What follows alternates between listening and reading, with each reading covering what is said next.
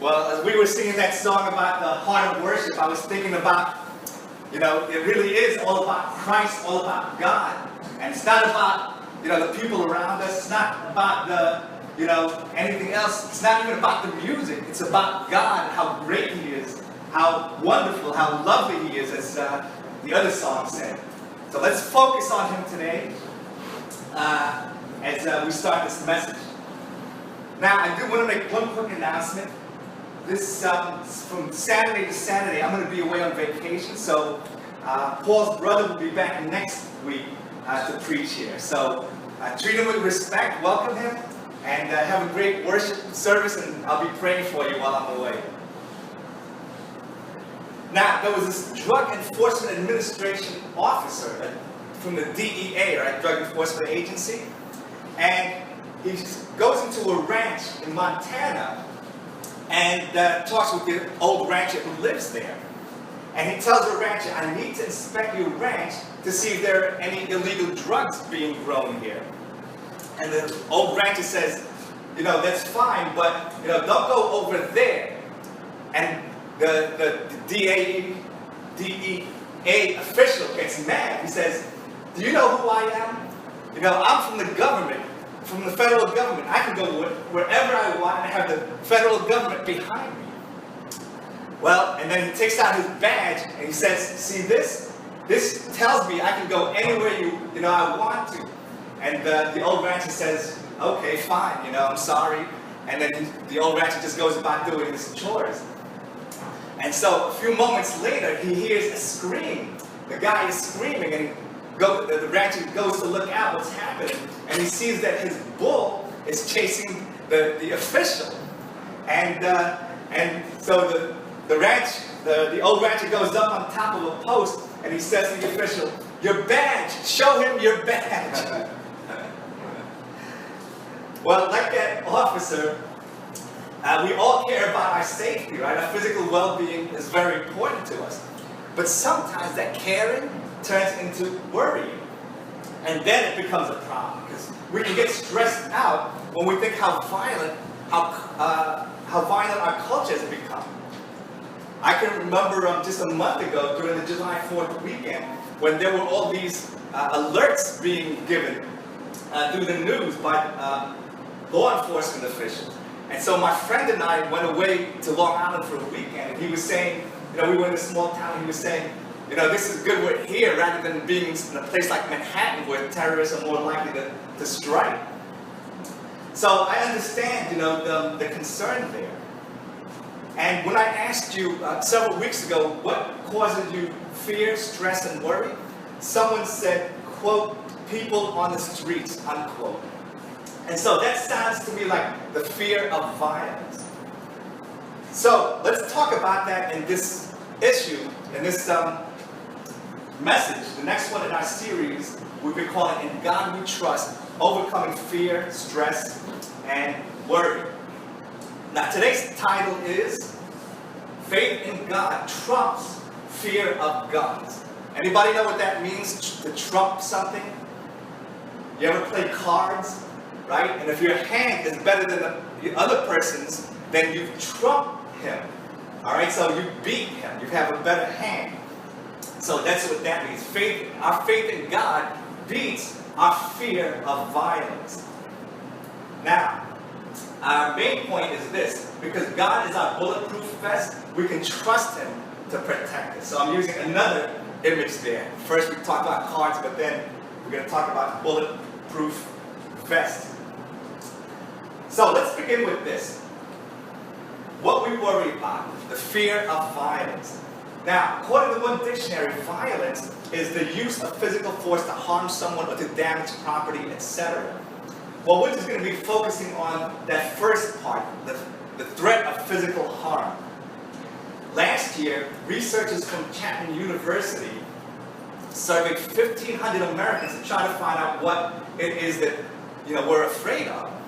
And I know I've mentioned these kinds of surveys in the past before, and I gave you different results. So this one, they came up with these top 5. They said, walking alone at night, becoming the victim of identity theft, safety on the internet, being the victim of a mass or random shooting, and public speaking stays up there. And what the first four here tell me is that we're afraid of becoming victims. We stress out about that. And number 1 and 4 tell me that we're afraid specifically of violent crime. We don't want to be targets of crimes. Well, the researchers went on to say that we think, right, in our minds, we think that crime has gone up over the last 2 decades, when actually what's happened is it's remained level or even in some places decreased.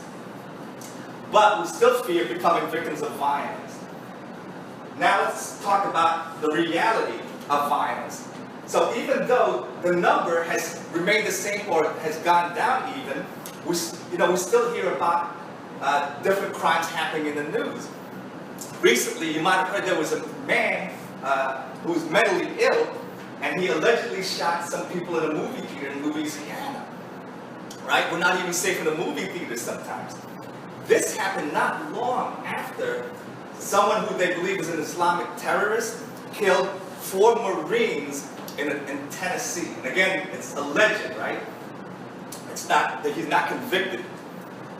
An article in the New York Times from 2 months ago says that here in New York City, shootings have gone up in the past 2 years.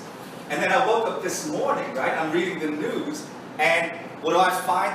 There was a party in Brooklyn, and early this morning, something like 2 in the morning or something like that, there was a shooting at that party, and 9 people got shot. They didn't get killed. As far as I know, not yet.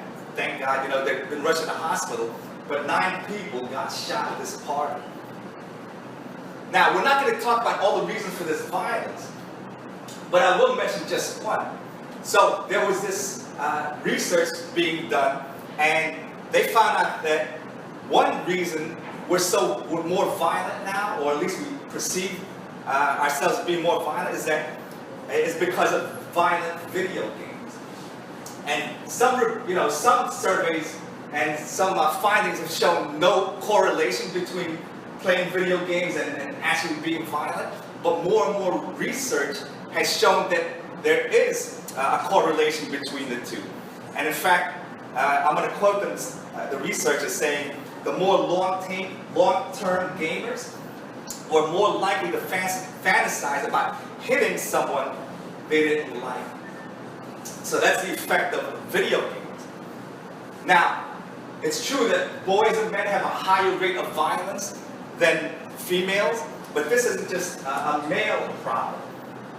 So there was a government report that said, get this, last year 25%, 1/4 of girls between the ages of, I believe 12 and 17, 12 and 17 says have been involved in a serious fight at school or at work, in either a group against group fight or individual fight, or had attacked someone with intent to harm the person in the previous year.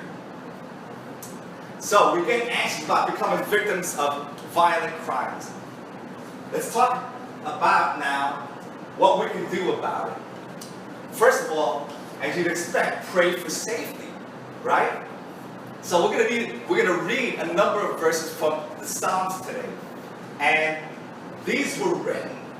And as I did, the study this past week, I found many Psalms were written by people who were fearing for their lives. And so let's look at one of them, Psalm 140, verses 1 and 4. Paul, would you read verse 1? Everybody join in on verse 4. Verse 1, rescue me, Lord, from evildoers, protect me from the violent. Keep me safe, Lord, from the hands of the wicked. Protect me from the violent, who devise ways to tread my feet. So in these verses, the psalmist is the person who wrote the psalm, asked God to rescue them and protect them from violent people. Well, God wants us to do the same, to pray in that manner. But don't only pray for yourselves, pray also for people who are especially in dangerous situations. Now, in the Old Testament, people would say that God was their shield because they used shields a lot, right? Today, we might say that God is our bulletproof vest. So, but also, He still is our shield. As I was thinking about this image, I was thinking about the riot police from a few months ago, seeing them on TV. They had their helmet, they had their big shields, and then they had their bulletproof vest. So, God is all of that for us. He's our helmet, He's our shield, He's our bulletproof vest. Now, there's always a disclaimer, right? And here's mine. We're going to go through some suffering. We're going to maybe suffer from violent attacks at some points, maybe plural, in our lives. But what God does is, in response to our prayers and the prayers of other people, He may limit that violence. And here's another thing. He may use not miraculous means. Sometimes He does, save us miraculously. Like I've heard of stories of people who kept a Bible, a small Bible in their pocket. Somebody shot at them and it hit the Bible instead of hitting their hearts. True story. I've heard one or two of those. But most of the time He uses ordinary means and ordinary people. So for instance, there was this woman named Taylor Orsi, and she wrote about how she was abused by her father, maybe physically abused by her father when she was young. And what she said she used to do was she'd hide under a love seat to hide from him. Well, after a while, God sent someone to rescue her. And this someone was just an ordinary social worker. And the social worker went into their house, asked the father a few questions, and then took the girl away from him into the safety of her mother and stepfather in another house. So, the first step is to pray, right? To overcome fear of violence, we pray. Next, trust God and His angels. Well, if we're going to pray, that means we have to have faith in the God to whom we're praying. It's not enough to just pray and then still be afraid. We have to pray and then trust that He's going to protect us. And I'm going to talk about the angels in a moment. But first, let's read Psalm 4:8. And here's an example of a person who trusted God for their safety. Let's read this together.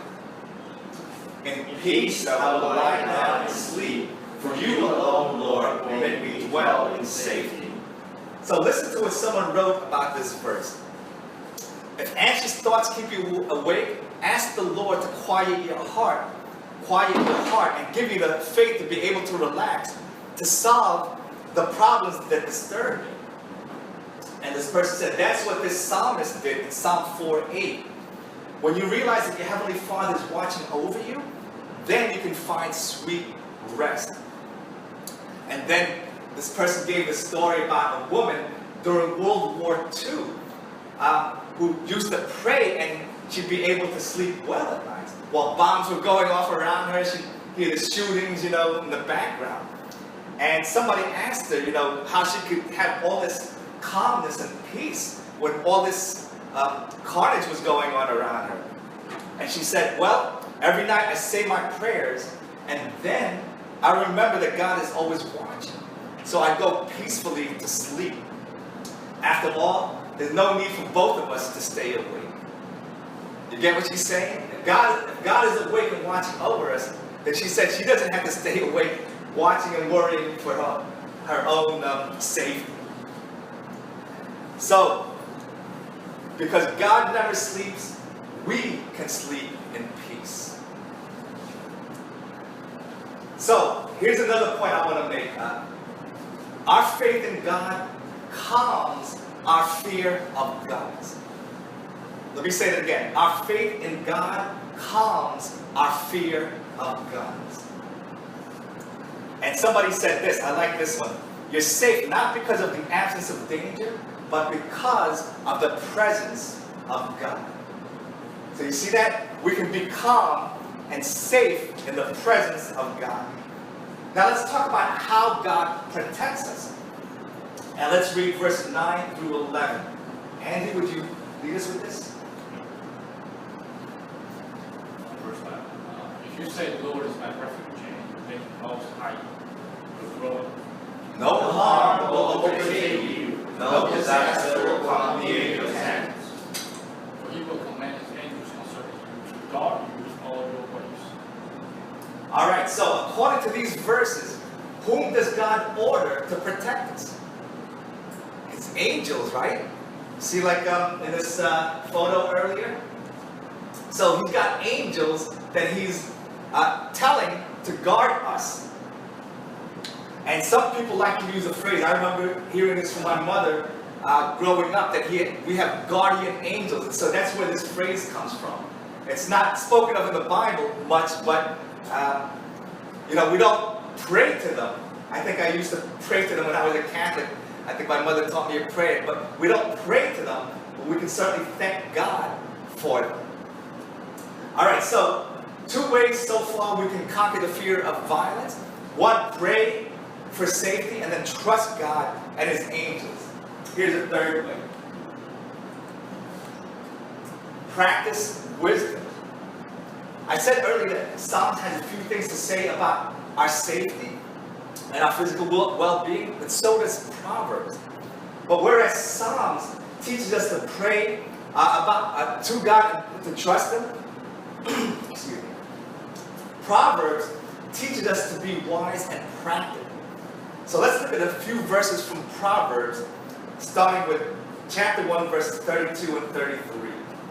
Will, would you do the honors here? For the waywardness of the simple will kill them, and the complacency of fools will destroy them. Whoever listens to me will lie in Live in safety. safety and be at ease without fear of harm. All right, so verse 33, the word me here, whoever listens to me, that's talking about wisdom. So wisdom is being portrayed here like a person. And so this person, wisdom, is saying, look, if you listen to me, you're not being foolish, then you'll be safe without fear of harm. Now, remember, Proverbs are observations, right? They're not promises. And so the sage, the wise person who wrote this, wasn't saying that it always works out this way. But he's saying that this generally tends to be true with some exceptions. Now, the next passage, Proverbs 22:3, should make us a little bit clearer. So let's read 22 verse 3 together. The prudent see danger and take refuge, but the simple keep going and pay the penalty.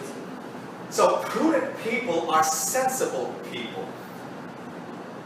And when they see the threat of harm, they take refuge. What that means is they hide from the danger. So let me give you a couple of examples of wise people in the Bible who fled from danger. When King David's life was being threatened, first by King Saul and later on by his own son Absalom, what he did was he ran away from his throne and from wherever he was at that time and hid in the caves and hid in different countries. And then when the threats were gone, he went back home. Now, a couple who did this was Joseph and Mary, Jesus' parents.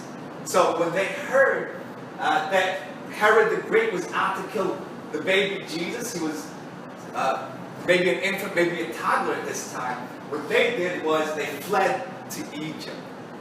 All right, so that was wise. And so how do we practice this type of wisdom today? Well, allow me to give you some practical advice. First of all, trust people, but don't be naive. You know what that word naive means? Don't be like simple-minded, like the verse we saw before. Don't be too trusting. Don't be overly trusting. Some people may be friendly to you just because they want to take advantage of you or hurt you in some way. So if you have a bad feeling, guys paying attention back there? If you have a bad feeling about somebody, right? Trust your instinct, trust your guts, and walk away from the situation. And if you have to, run. I had a student a few years ago who told me that he was in the park. I was a tutor at this after-school center, and there was this park right across the street from us. And so, just before he went to the after-school center, he was in this park hanging out with some friends. And there was this guy, he said that he thought wanted to take money or his backpack or something from him. And so he told me what he did was he ran as fast as he could. And so that's wise. You see, that's smart. All right, some more tips. Avoid high crime areas, especially at night. This past week on Facebook, I saw this article and I posted it on there.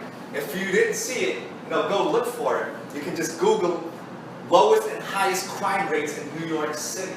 So these high crime rate areas, avoid them whenever you can, as much as you can. Some of you have heard me tell the story in the small groups, but I'll take this opportunity to tell it now in the big group here. I used to live in this one area that was not a good area. It was a high crime area. And so one day I was waiting in a van outside of our building, waiting for somebody to come outside. And we were going to go to do a job somewhere.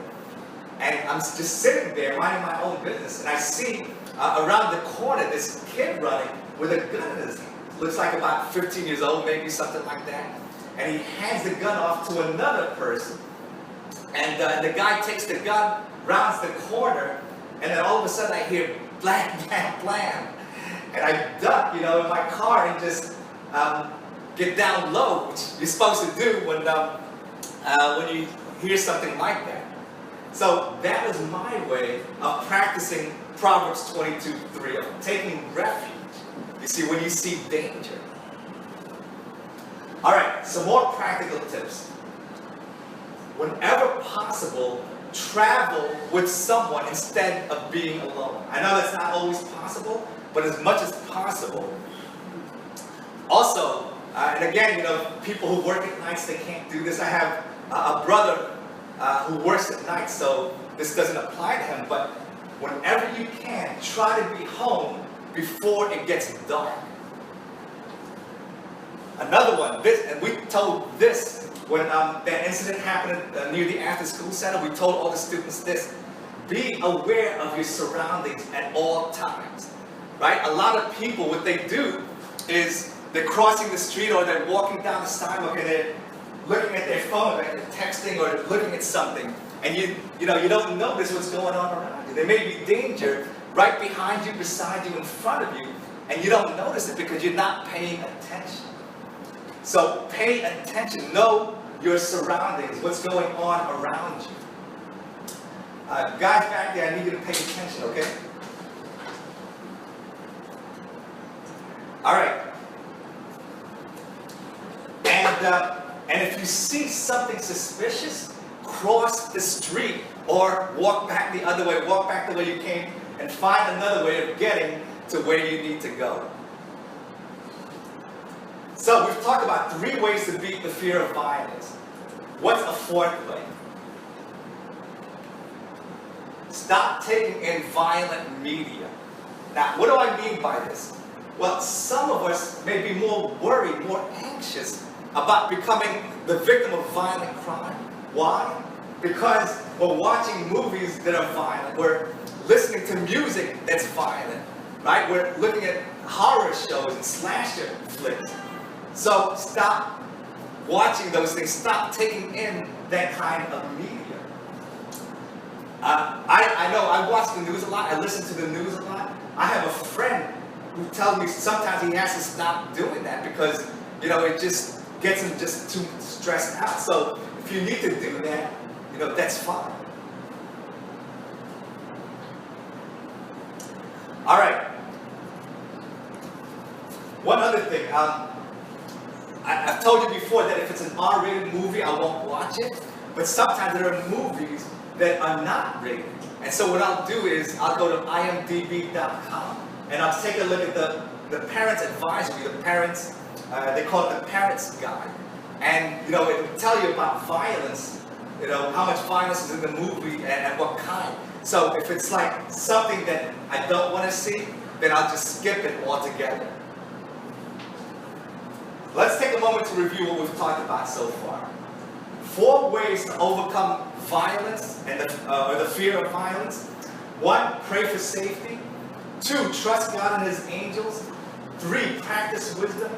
And 4, stop taking in violent content. Here's the 5th and final way. Learn to defend yourselves.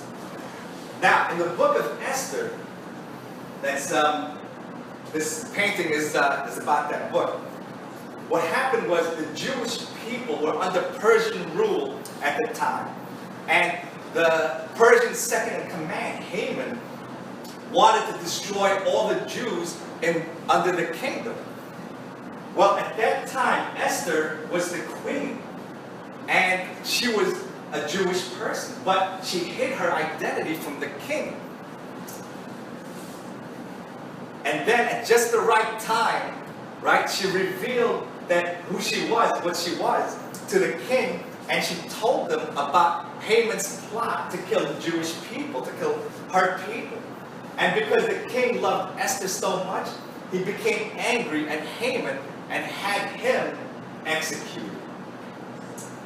Well, it was still too late to stop the whole plot, right, to destroy the Jews. And so what Esther asked the king was to allow the Jewish people to defend themselves. And they did successfully. And today, thousands of years later, the Jewish people still celebrate that event. And it's called Purim. So what does this have to do with us? Learn to defend yourselves. Learn not only to defend yourself, but your families, your friends, and your loved ones. So I recommend taking a martial arts course or a self-defense course if you can. Because what I've observed is this, that people who have done this are less afraid of becoming victims than people who have not yet done that.